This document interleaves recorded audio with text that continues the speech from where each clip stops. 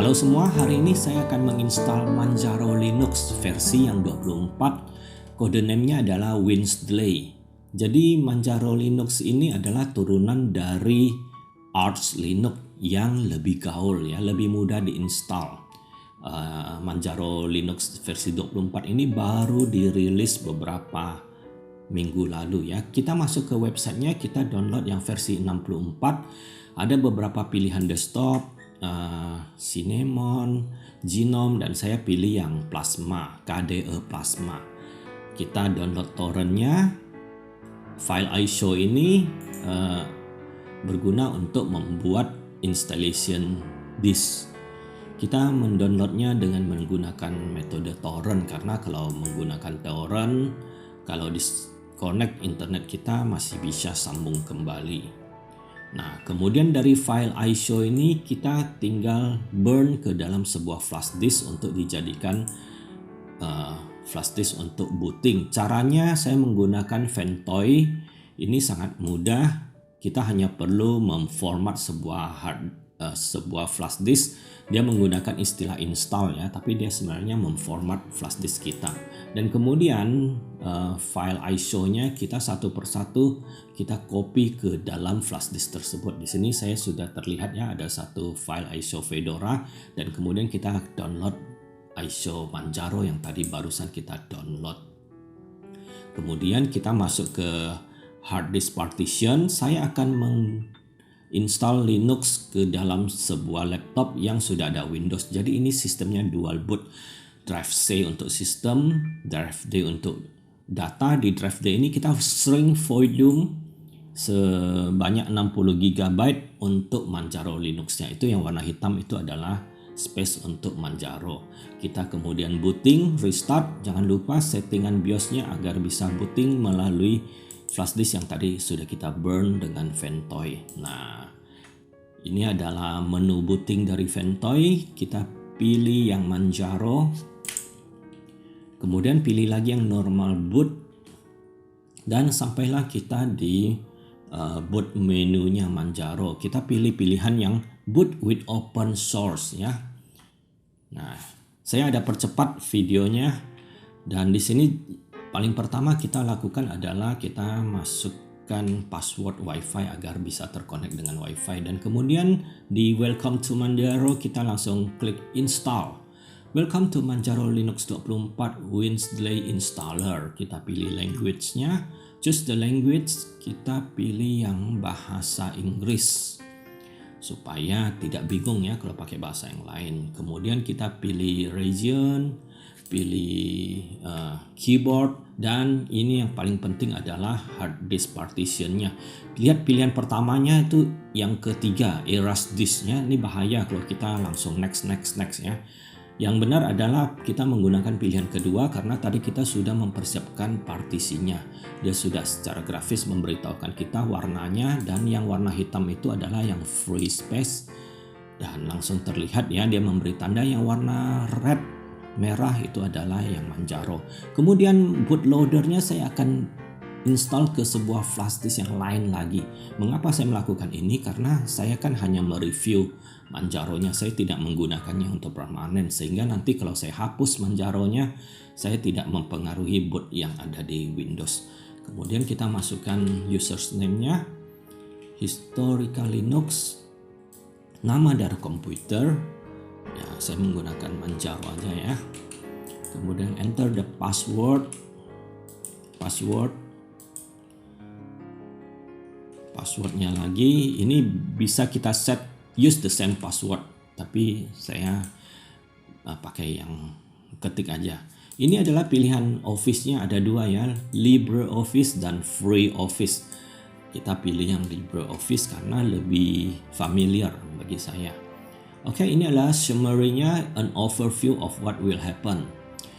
Terlihat bahwa sebanyak 60 GB yang namanya SDA 6 ini akan dipakai untuk Manjaro, kemudian sekaligus untuk booting, dan bootloader ada di SDA B, yaitu di flash disk yang lain. Kalau sudah yakin, kita menginstal, you will not able to undo these changes. Okay, install now, and sudah, kita tinggal menunggu. Installation berlangsung sekitar 20 menit. Nah, di sini saya tidak bisa screen recorder langsung ya, karena KDE Spectacle-nya tidak ada screen recorder. So I captures dengan kamera. Okay, installation done. I fasten the video. I speed up. We restart. Dan jangan lupa kita booting dengan flash disk yang tadi sudah diinstal bootloader, dan saya cukup surprise karena menu growth-nya itu tidak ada pilihan Windows ya, jadi dia udah langsung masuk ke Manjaro saja. Okay, this is the login menu, enter the password. Lihat ada sesi X11 dan sesi Wayland. Saya pilih yang X11 saja. Nah, kita sudah sampai di KDE Plasma-nya. Ini adalah welcome screen. Welcome to Manjaro. The network password itu dia masih ingat, jadi koneksi internet langsung otomatis. The first thing I want to do is install simple screen recorder, karena yang lain itu susah ya. KDE Spectacles-nya juga sampai di sini masih belum ada screen recordernya. Lihat, hanya ada screen captures utility. Dan singkat cerita, saya berhasil menginstal simple screen recorder. Cukup rumit ya, karena screen recorder itu tidak ada di paketnya. Dan ini adalah cara mengupdate, yaitu sudo pacman su. Nah, saya sudah update ya. Ini recorder yang rekaman yang lebih baru. Ini adalah menunya, dan rekomendasi pertama yang saya ingin sampaikan adalah kita masuk ke add remove. Kemudian kita aktifkan AUR-nya, yaitu Arch Linux User Repository, dengan cara yang tadi ya, sehingga kita bisa mencari beberapa aplikasi software yang tidak ada di paketnya. Oke, seperti Simple Screen Recorder ini. Dan kernel yang dipakai adalah kernel 6.9, dan di sini adalah waktu saya masuk ke sesi Wayland. Sudah ada ya tentunya, tapi saya tidak mau pakai Wayland karena dia tidak bisa screen recorder. Simple screen recorder tidak jalan dengan baik. Okay, how to make transparent terminal. Caranya adalah kita add property, dan kemudian kita mencari yang active opacity, dan sangat mudah. Kita bisa membuat terminal yang transparan ya. Ini asik supaya kita masih bisa melihat sesuatu di belakangnya. Dan saya menjalankan NeoFetch, and this is Manjaro Linux 24 berjalan di komputer Intel i5 4 GB RAM. Dan I speed up the video, I change the wallpaper supaya lebih cool, lebih keren ya. Ini semua image-nya dibuat dari AI. Oke.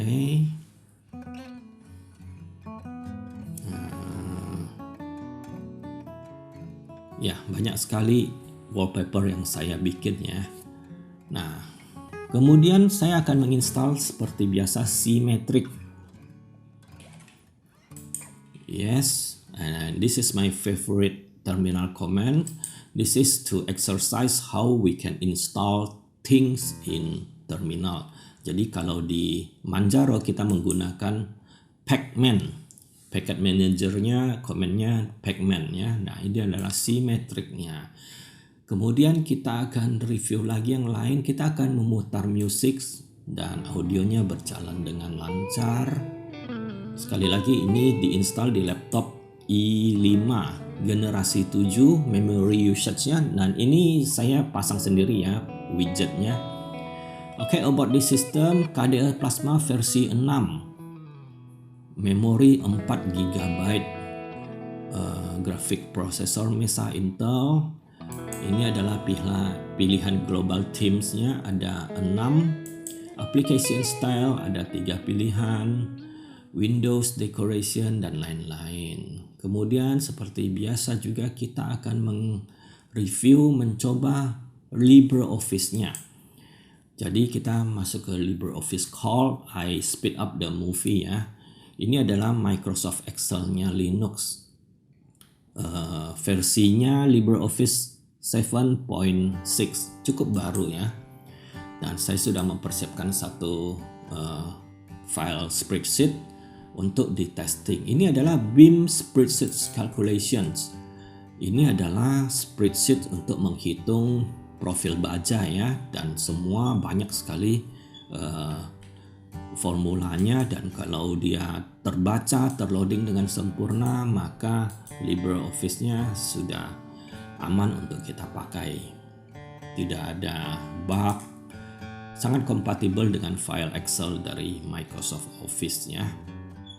Oke, kita coba, kita ubah, dan seharusnya sudah berjalan dengan lancar. Kemudian kita open the browser, we test the browser. Okay, this is Manjaro Empowering Device and Users. It's a versatile open source Linux operating system designed with a strong focus dan bla bla bla bla bla bla. Ini adalah versi simple, bukan versi simple, versi lebih gaul dari Arch Linux. And then we going to try YouTube. This is my channel, Historica Linux. Please subscribe. Saya merekam semua instalasi distro saya sebagai kenang-kenangan. Nanti kalau sudah cukup lama saya mau menonton ulang ya. I record all my installations in these channels as a memory to myself. Nah, ini adalah video yang terbaru. Please subscribe and saya akan lebih bersemangat membuat videonya. Oke, kita lanjut lagi. Kemudian saya akan mencoba ya, selalu saya ingin mencoba software CAD karena saya adalah seorang arsitek. Setiap hari saya menggunakan program AutoCAD. Kalau di Linux tidak ada software AutoCAD yang bisa membaca DWG atau CAD, maka kita tidak bisa full time migrasi ke Linux. Ini adalah software pertamanya, yaitu FreeCAD. Oh ya, laptop kali ini sudah 64 bit ya, sudah modern laptop. Di beberapa video sebelumnya saya selalu install di 32 bit, tapi sekarang sudah yang 64 bit. Oke, we try FreeCAD. Berhasil terloading ya, cuman tidak sempurna sekali. Ada banyak multi-line yang tidak terloading, dan jelas program ini tidak bisa dipakai untuk bekerja drafting, hanya untuk viewing aja. Kita akan mencoba yang kedua, yaitu namanya QCAD. Nah, yang tadi sekilas terlihat itu bukan CAD yang bisa membaca DWG. Oke, kita fokus ke QCAD. Ini juga sebuah software di Linux yang free yang bisa membuka dan membaca file DWG dan juga file DXF. Kedua file ini dibuat dari AutoCAD ya. Import error tidak bisa juga, jadi kita akan membuka yang versi DXF.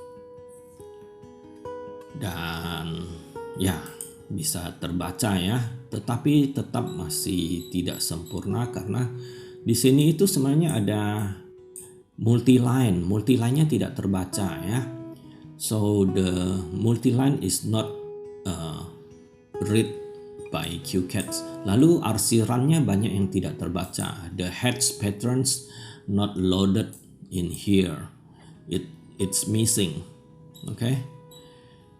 Sudah lebih baik dari FreeCAD tadi, tetapi juga masih belum sempurna. Oke, discharge, and kita mencoba software ketiga yang datang dari Libre, yaitu LibreCAD.